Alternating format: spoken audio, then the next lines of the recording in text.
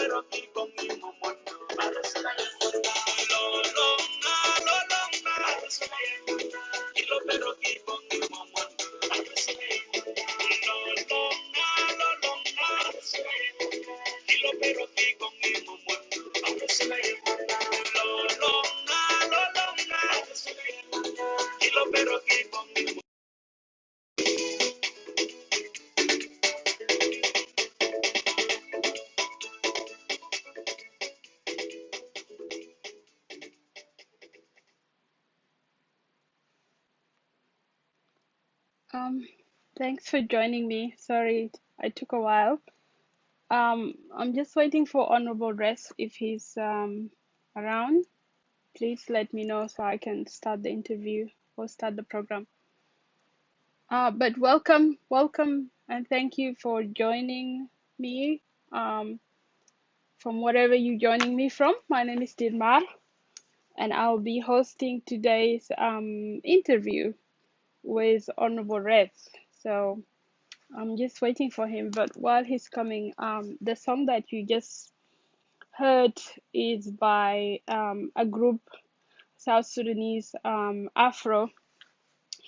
Afro dance group, and I played that song in loving memory of one of their members who recently, um, passed away or allegedly has been killed in an accident in Juba. So on behalf of Junubia family and the Junubia team, we would like to, convey our condolences to his family and friends and loved ones and the South Sudanese music industry in general. So yeah, I'm sure it's a difficult time for all his loved ones. One of the members of Hard Life Avenue stars. So yeah, that song. It's a very lovely song that I personally love, but yeah, the circumstances is not great. But yeah, our condolences to the family, and yeah, that's it from me. I'm still waiting for Honorable Rest. I can't see him. Share the video, guys. I am unable to share it on my wall. But please share it with your friends so we can get a few more viewers, and hopefully Honorable Rest will join me soon and we can start. Okay. Kim, can you please let him know? I can't message from my other phone. Can you please let Honorable Rest know that I'm waiting for him and that if he can join me, then we'll start the interview. Thank you, Kim. Thank you, David. Thank you. I might just play one more song until he comes. In the meantime, I hope you're doing well wherever you're joining me from, especially if you're in South Sudan. I know it's almost midnight over there. Good morning. Good morning. If you're in Australia, it is currently 6:14 in the morning. So good morning to you. You're up early, brother Shankwas. I'll just put another song.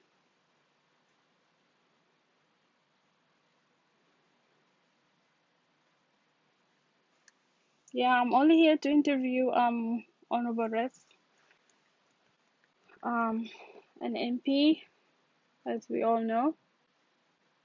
So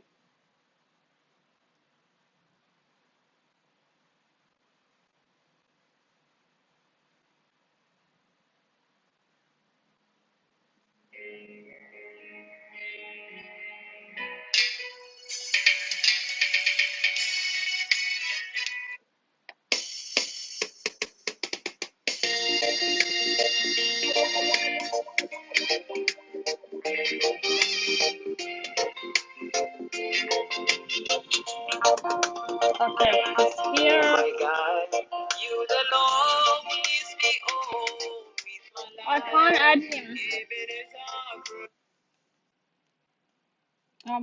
Honorable Reath, can you please send me a request? I can't see your name on the list of the viewers. Please send me a request.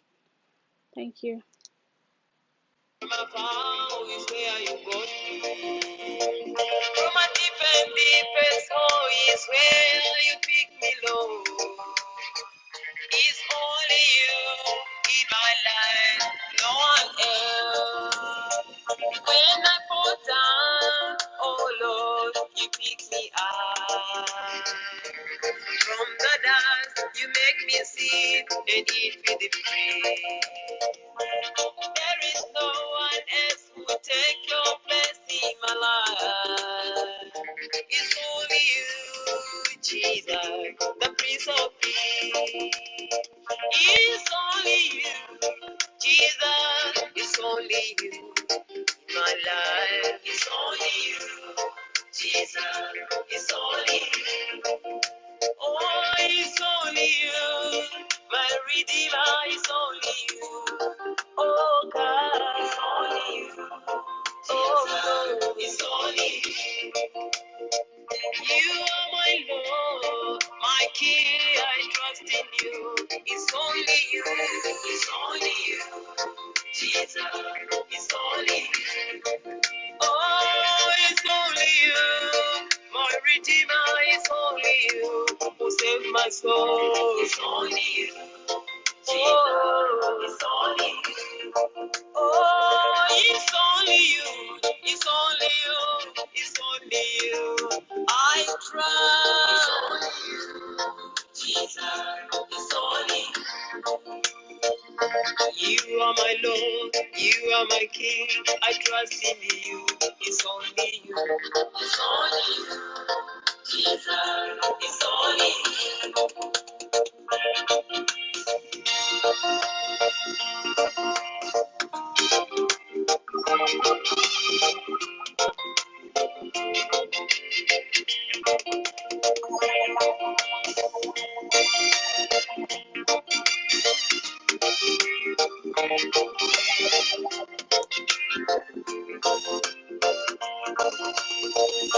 You are the Lord, the King of Kings, the creator of heaven and the earth. I have come in your presence, I need you, Lord. Cast me not away in your presence, restore me back unto you. Hello. It's only you, Jesus, the one I need. It's only you, my Lord, it's only you, Jehovah. It's only you, Jesus, it's only you. Oh, Dukade, Mata Dukade, Kegbilige. Adukade, yes, Adukade. Adukade. Hi. Honorable Reath, are you here? Please send me a request. I can't invite you. Not sure why. If you're around, please send me a request so I can bring you in. Thank you.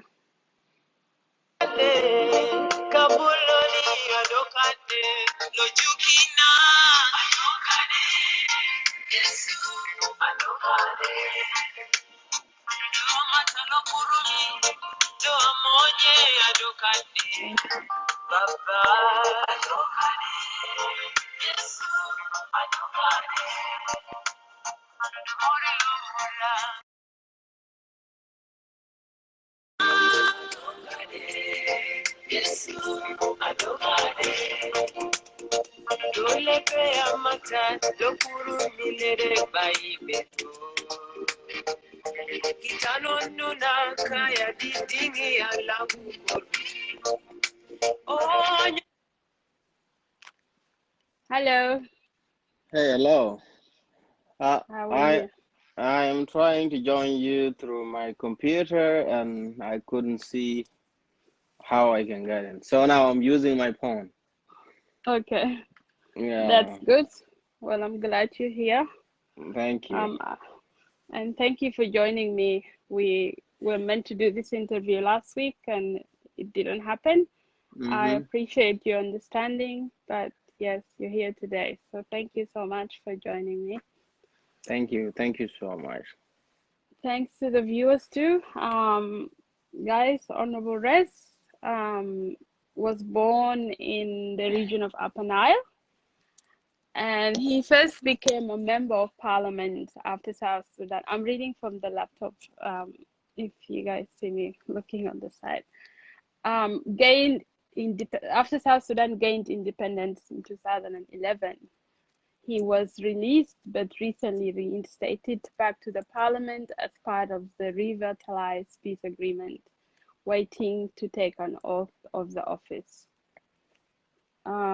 He did his undergrad at the University of Juba, a School of Engineering and Architecture, Department of Electronic Engineering. In 2010, he successfully led the Youth Forum's campaign in the Upper Nile region.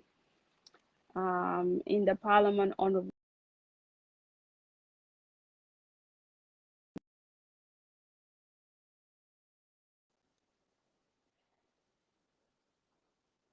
He served as the chairperson of the subcommittee for energy, as well as the chairperson of the State of Upper Nile SPLM caucus in the National Legislative Assembly. He also worked as a deputy director for distribution and sale for South Sudan Electricity Corporation. Honorable Res is married to Nyapot Stephen. He and his wife are proud parents to Mut, Rejoice, and Boycott. That's just a little bit about Honorable Res to those that don't know. So welcome once again, Honorable. So I would like to Thank you start so much. by, asking you what inspired you to become a politician? Well, thank you so much. I, you will have to forgive me. The phone will be moving because I thought that I was going to use the computer, but now I happen to be using the phone that I'll be moving. Okay. Thank you so much for having me, and my inspiration to politics is that I've been dreaming to be a politician since I was in the primary school. And what inspired me was that I see people always lack leadership because some of the leaders who are leading people, they are not giving people their right, especially when it comes to deciding when there are problems. Some of the Yes. people stand in the Sorry to middle. interrupt you. Sorry, Honorable. So, Can you adjust your camera so that you're in the middle? oh, okay, that's my problem now. I Oh, have okay. to, because I'm using this phone. Let me try to fix it. Maybe it will work. Okay. Let me see. Yeah, I was holding the phone in my hand and I don't know. if this is going to. All right. Okay. Yeah, Let if you me try can't, to that's be. okay. Okay. So yeah, my motivation for politics was that I think people are lacking leaders who give right to people who have the right, especially when a leader decide between cases, and they stand in the middle. They have to be like ambiguous. They don't tell who is right and who is wrong. My motivation come as a truth teller. I want to be the leader that tell the truth and give people the right. And that Mm, was one of my motivation. I want to be a politician because I know in politics what you do is to save other people. It's actually to give service to the people. That is my motivation. that's good. So while we're talking about leaders, what, in your opinion, what makes a good leader? Well, what make a good leader is leader work for people, Mm, and leaders are servant of the people. It is not all the way that you be served as a leader by people, but leaders serve the people. They are actually the servant of the people. mm, that's good. Thank you for that. I love that word, server. You're a servant. Yeah. And that's one of my favorite words when we talk about leadership. If you were given a chance to amend South Sudan's constitution, what would you change in it? Um, First of all, the Constitution is a people drive document that is not a one person document that you can do single-handedly. But if I have to be in the position of power, I will let people decide which way they want to be governed, because the Constitution always is a people document. Mm, And politicians are there to supervise, but the real constitution that can guide a country toward stability is a constitution that is made by the people themselves. So I would have given people a chance to decide which way they have to rule themselves, because when we talk about constitution, it encompasses a lot of things, because it has to be the way people live, because constitution govern the way people would live. It will create the culture for them, and people have a right to dictate what kind of culture that they want to have in the country. And the constitution is the only document that guide all these processes. So I would give people a chance to do to decide which way they want to govern themselves. yeah. Okay. Um, this month, it was still in July, so this month we celebrated the 10th anniversary of South Sudan. Some celebrated and some commemorated, right? Um, how do you reflect 10 years after South Sudan became an independent country? Well, the 10 years anniversary, I am one of the people who celebrated it, Mm-hmm. because I disagree with the people who say that there is nothing that the people of South Sudan should celebrate, and I don't think that is right, because first of all we have the independence, we have the country, and not only that, South Sudan was not made in July 9, 2011. Is a country that have been fight for, during before the Sudan became an independent, and even the people who live in South Sudan right now, all of us who live in South Sudan live there because there were people, our ancestors, who have been protecting that land, because what had happened in the world were that people were taking other people's land. And if there was to be nobody in South Sudan that protect that land, you will not even be even talking about the independence of South Sudan, because that land would have ended up in the hand of all the people. So to have it today fully, whereby we should not have anybody who is claiming it, regardless of how the rulership and the system is, I think we have something to celebrate.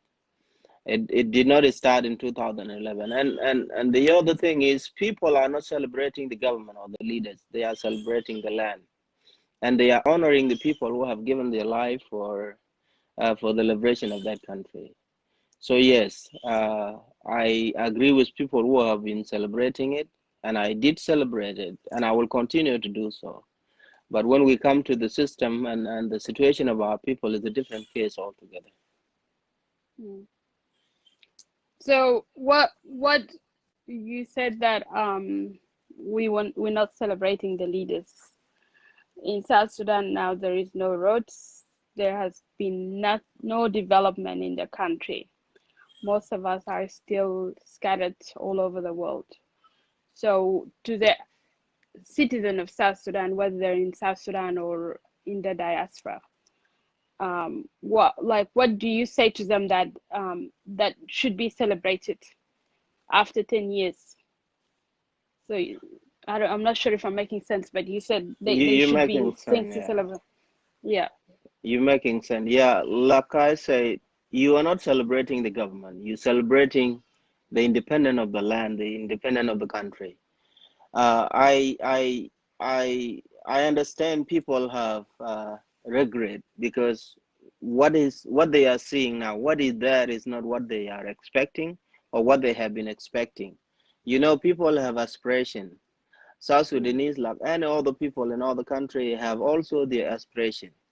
The aspiration of the independence, the aspiration of the freedom, the aspiration of governing themselves and doing their own businesses and benefiting from their own country.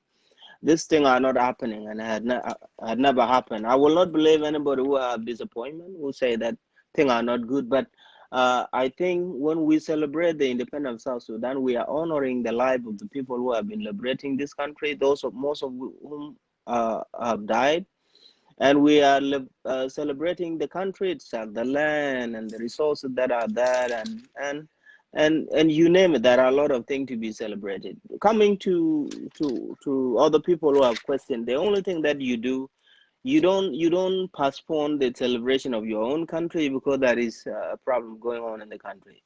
You have to be part of the solution. Speak out and confront the issues that you think are not right, that need to be changed. They need you, they need me, they need everybody to speak out to them, not to avoid the independence celebration. This is my own understanding. Mm. Okay. The contemporary history of South Sudan focuses a lot on the 1983 uprising that gave birth to South Sudan. But we all know that the struggle for freedom for the people of South Sudan goes way back to 1955 with the Anyanya 1, Anyanya 2. And some people have the perception that the history of South Sudan either has been stolen or has been made to make the SPLM the only party that fought for the independence of South Sudan. What do you say about that? Well, What's your take, basically? Sudan have a very rich story because we were part of Sudan.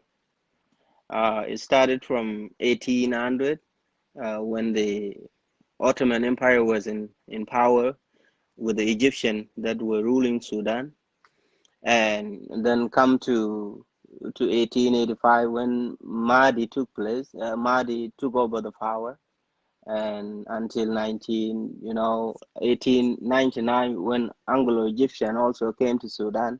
South Sudanese have been part of all this. And in if you can recall, the history tell us that in 1920 also to 1930, South Sudan was declared to be a closed country, like independent kind of country, whereby the British that was ruling Sudan then divided the two countries. There is a history also in 1947 when the South Sudanese were in Juba conference, if you recall that.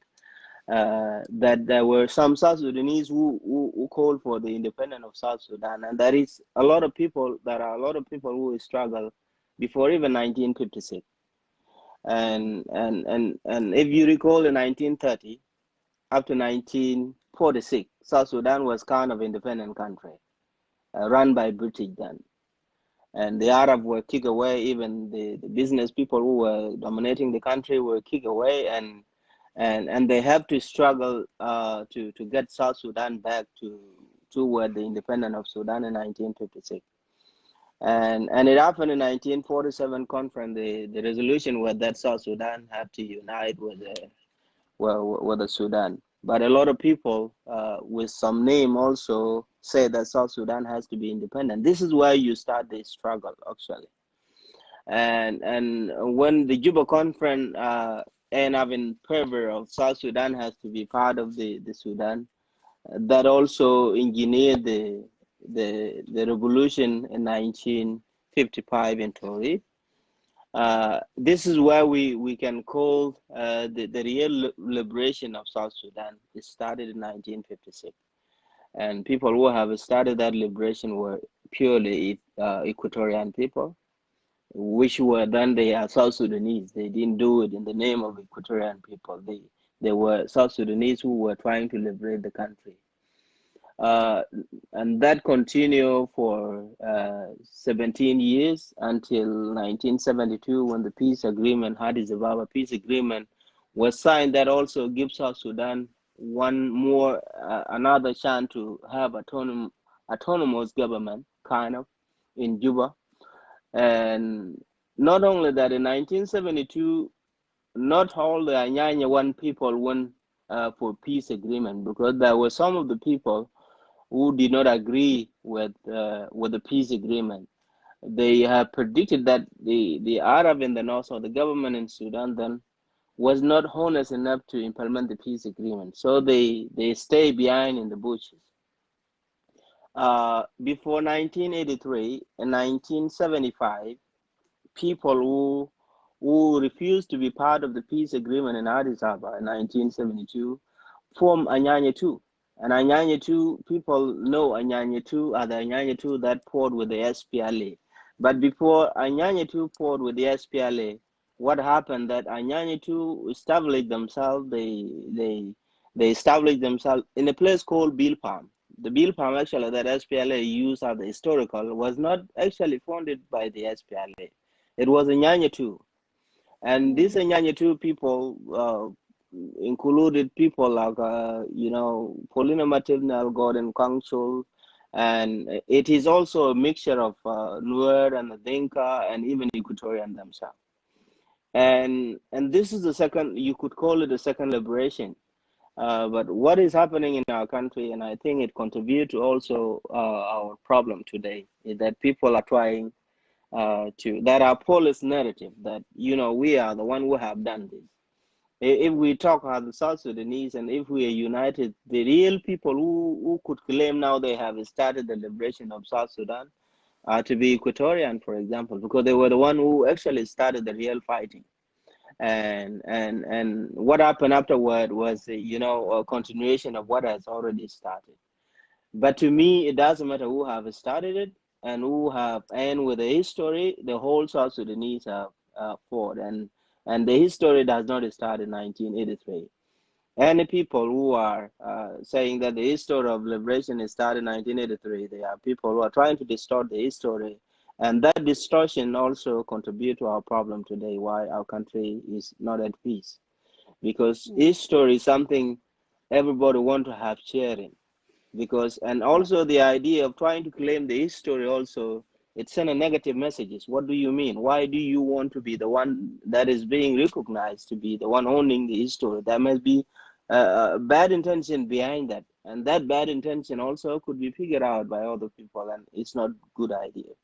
So the independence of South Sudan struggle started in 1947, and it came to 1955. It came also to 1975 and 1983. It's all a continuation of one another. Also, you don't forget that the real liberation of South Sudan were the referendum in which all of us voted in. So, and you would conclude that the people of South Sudan, all of them, including the diaspora, liberated South Sudan. Because without that vote in referendum, you would not have an independent country right now.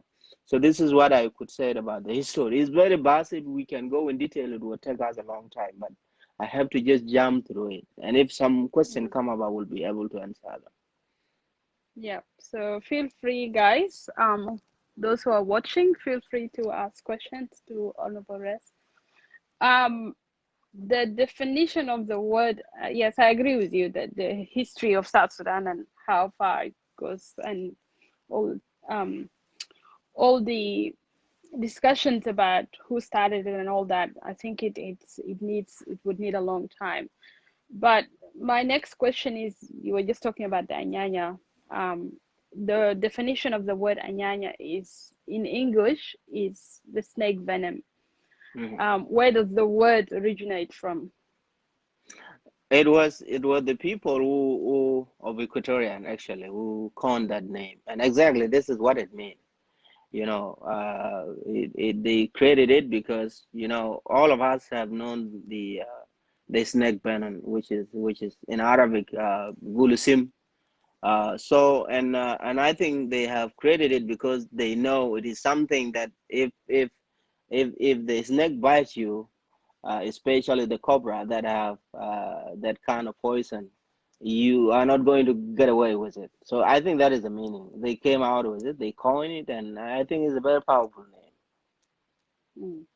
Definitely.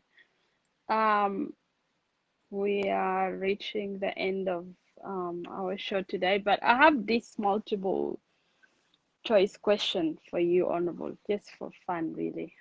I didn't want to make this very political, but I think we are learning a lot, as a few people are saying. Okay, someone said it's an Azande word. Good to know. Thanks for letting us know, John.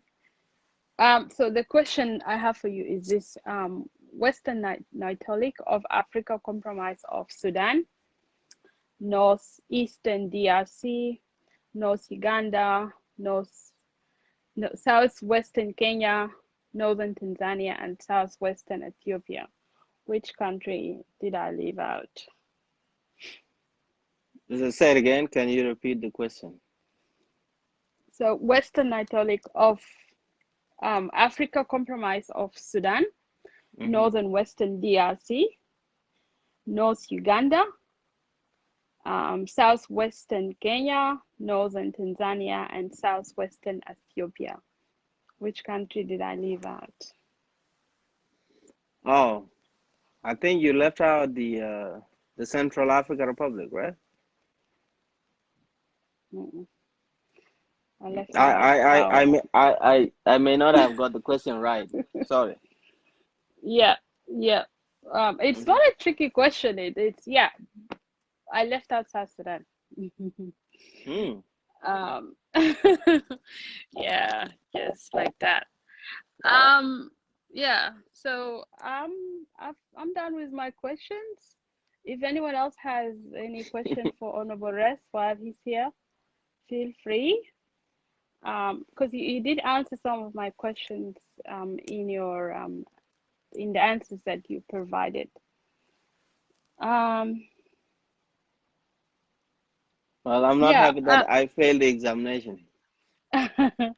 Don't worry. I'm sure it wasn't. I should have more questions and harder questions. But the young people, the role of the young people, this just came to my mind. You're a young politician yourself. What message do you have for the young people, or what do you think the young people should be doing or not doing, especially the youth in the diaspora, the South Sudanese youth in the diaspora? Well, that is a good question. Young people have a lot to do. Youth, they are the backbone of the country. Youth, they are the life of the country. The Bluetooth device is ready to pair. Sorry, I apologize. Okay. The device.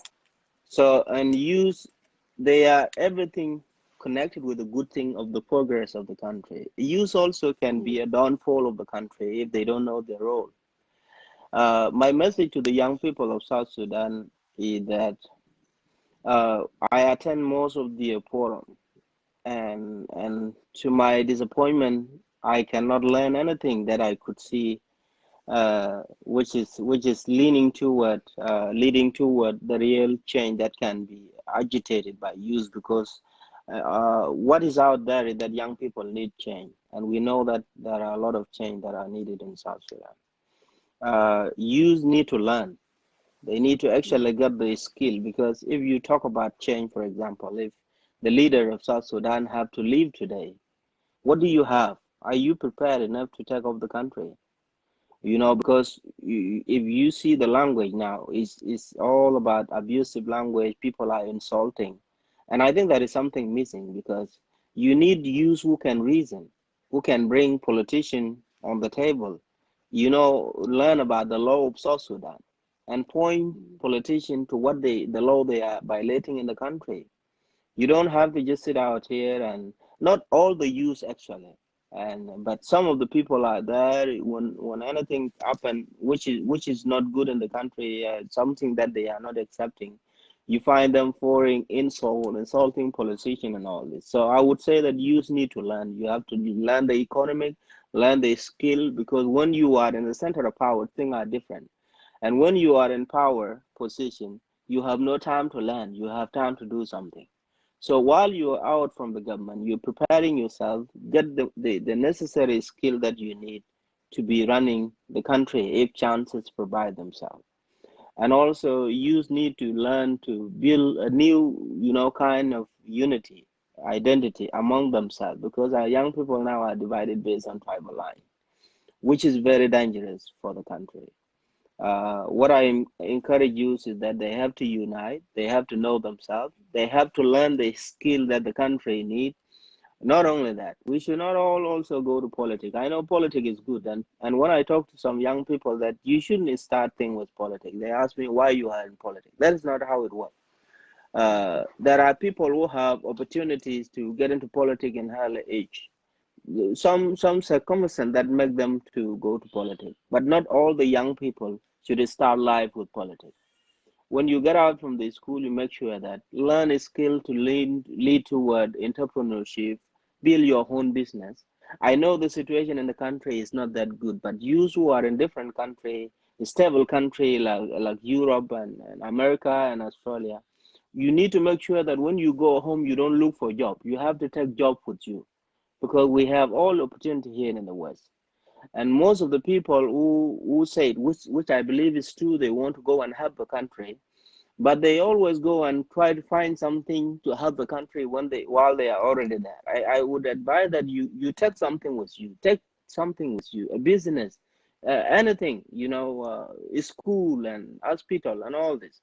So and then you will be helping the country with something that you come with, because we have a lot of opportunity here in the West. So this is my advice to the young people in the West. But the country need all of us. I am not blind about the situation of the country, because I know if the political situation in the country is not stable, you would even want to do good thing, but they will not happen. But that should not be an excuse that we shouldn't do the right thing.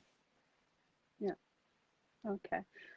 Someone just asked about your inspiration to join politics, but you've answered that question early on. To the brother that asked that question, please go back and watch the video again. I Any can last also word? tell him if he want. I want to be serving people. I want to save people. I want to be a servant leader that you know work for the people, to serve people, to be a servant of the people, not to be served by the people. That is my inspiration. Yeah, thank you. Honorable, any last words or anything you would like to share before we end the show? What I would like to share is that The to the young Bluetooth people, device is ready to pairs. uh, Sorry. the country is going through a lot of challenges. We The all device know them, pair successful. and Mm-hmm. and one of the challenges that have resulted into all the crisis that had happened in the country is a tribalism. Tribalism is what is killing our country. You know, there are police narrative that there are other people who are better than other people. We are all the same human being. We are all the same. We need to identify a leader of what they do, not because of where they come from. And I also want to tell the youth that as you are advocating for change, make sure that you respect elders, because like we said, history have started somewhere. The people who are leading the country now, that we believe that they have not done much to make sure that they can take the country forward. They have done something before, but that is not a reason for them to continue ruling the country if they fail. You make sure to tell them thank you for what you have done, but you have to stop somewhere. I'm saying that because we want to respect our elders, all of them, regardless of how bad they are now. Tell them that you have done something good, but you can stop from here, and then we want to take it out. So the language, the abusive language, and I have learned something in the few years, that people who are abusing people or who are insulting people, it's not because they love to insult people, because everybody want to say something that will be likable by everybody. But sometimes they miss something. They don't have any reasoning to give, and everybody want to say something. So you say whatever come in your mind.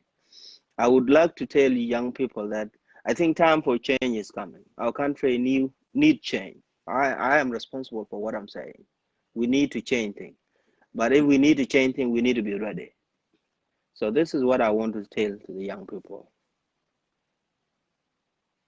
Yeah. There is a question here. I'm not sure if you can read it, or do you want me to read it out? I'm using the phone. I can't see the comment. Yeah. So the question, I've seen the question mark. So it says our women are being demonized by the very people we call educated, but how do we overcome this problem within us? And can you tell our parents who are still keeping their girl child at home in the village? Sorry, did you hear all that, or do Yeah. you want me to read again? I think I I'm had the using the phone question. too. The question is all about the lack of education for women and keeping the young girl away from going to school. Is it? Yep. Yeah, I think this is a big question, and I think I will be one of the people who who will be responsible for that, because the parliament is supposed to lay out the law, formulate the law that also address the issue of girl child education, because we know our culture that the girl have been used as the source of income by the family. This is the traditional, especially the Nilotic, uh, and that have to change. But sometimes changing things that have been practiced for a long time, you also need to be careful how you go about it. I know our women are carrying a lot of burden in our community, not only in South Sudan. And I sympathize for our women, and especially the young girl. And we did something about it when we were in the parliament, because there were cases of young girl killing themselves because they were forced by their parent to go and marry some older men, and they were in the school, because this is the tradition. If your parents say that you have to do that, you have to do it. And we raised that issue, but unfortunately the country went to war. We were not able to address that issue. These are the issues that need to be addressed, and that solely rests on the shoulder of the government, to make sure that government is a very important organ in the country, because government control how people live, because the law that are created by the government, this law regulate the life of the people, and the life of the people become what the law dictate. So the government have a power to dictate how people live. If you create law that can regulate the life of the people, and that lifestyle of the people become the culture. So I think that need to change. Girl need to go to school. There is no need for forcing young people to get married while they have not yet finished with their schooling. And I think it is something that need to be addressed. It's not good, and it need to be addressed and come to an end. Yeah. Um, Yeah, that is a very controversial topic. Early marriages and girls being kept out schools and all that. Um, yeah, that's it from me. Um, I'm not sure if this is a question or a statement from a lot of early marriages within the city, but none is being. Why does my camera keep turning? Sorry. Okay. Yeah, I think that's just a comment or a statement from Mr. Tang. Honorable, are you all good? Yeah, I'm good. Yeah. I see that my battery is dying, so I have to plug it in power. Okay.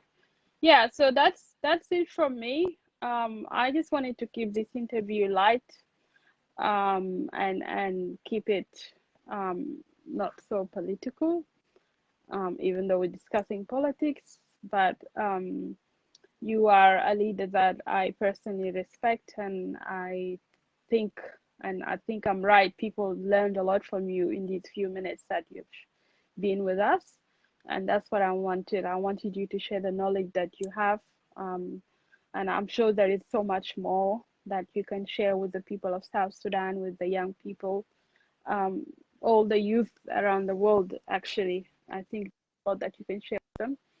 I am grateful and thank you for joining me. And I did say I'll keep the interview brief and not take too much of your time because I know you have a lot to do. So I'll give you the mic for the last time before we end the show with a song. Thank you very much for Oh, joining me. well, thank you so much. It is my honor and privilege to be part of this small interview. Our country and people need this kind of interaction because when we talk about issues like this, and then it will become a forum where people know themselves and people are connected. My last word is that South Sudan belongs to all of us. We need to point a new identity, and our diversity is the beauty. When you have different people in one country, that create the beauty of that country. Having Nyangora, having Acholi, having Anyuak, having Sholo, having Murle in South Sudan is a beauty. So a lot of things had happened to us. All of us have gone through pain of losing the loved one. But I used to tell people that, including myself, when the war happened in 2013, it affected me personally because my own brother was killed, and a lot of things happened, and the members of the communities that have perished. But I think we need to, as we honor the people that we have lost, we also need to make sure that we save the life of those who are still alive. And to save those who are still alive, we need to come together as the people of South Sudan. And because whether we like it or not, South Sudan will remain the South Sudan, and we will always be there as a South Sudanese. So we better do it now and unite now before it is too late. Because as long as we're not uniting, we're killing the future for our next generation. So we need to make sure that we unite. And the bad decision of the leaders should not be used an excuse of not uniting ourselves as the people of South Sudan. And I am a politician, and I have been having a side in this war. But I used to tell people that the community should not wait for the politician to unite. Community need to come together. And even during my time in the U.S., I go out to other communities and reach out to them, to get together socially and get to know themselves, get to know yourself with people and all this. So our country is a beautiful country, and it is we are beautiful people like the country. So we need to come together and try to build a country that will be a good example in East Africa and the whole Africa region. So thank you so much for this time. I really appreciate your time reaching out to me. Thank you. You're welcome. Thank you for being with us. And thank you to all the viewers. And I respect all of you guys and all your comments. So thank you so much. Thank you. To those who missed, you can stay or you can exit the show if you like. I'm just gonna end the show with a song.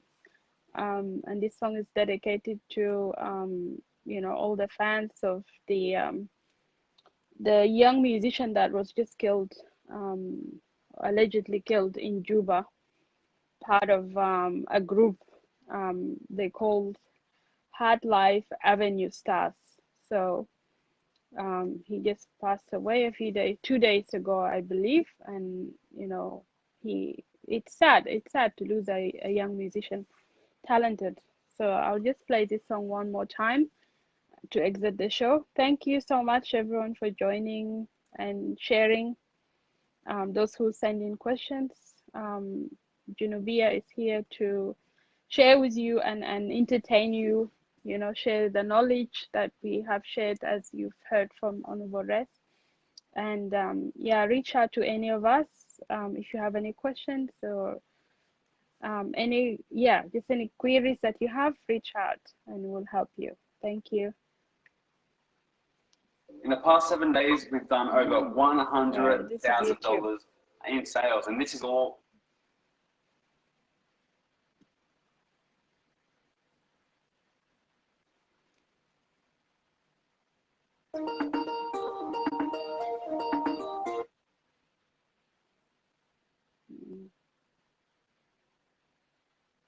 Baby, my phone was just off from me. Your phone, Mama, just tell me about your phone. No, baby.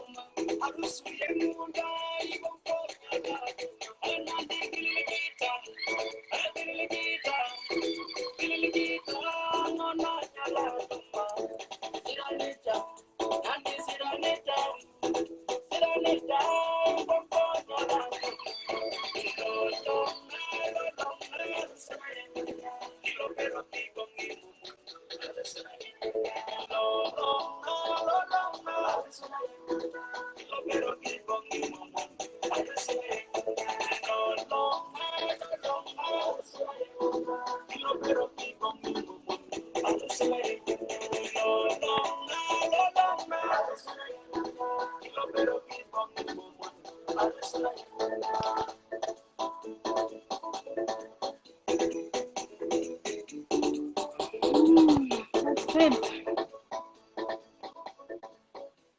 That's it. Thank you. Thank you, everybody, for joining me. Tid John at Junubia and Honorable Reath. It was wonderful to have you. Thank you. Thank Enjoy you so your much. evening. Enjoy Yes, your and evening too. everyone in Thank you. Africa. Yeah, everyone in Africa, have a good night. Until next time. Bye-bye.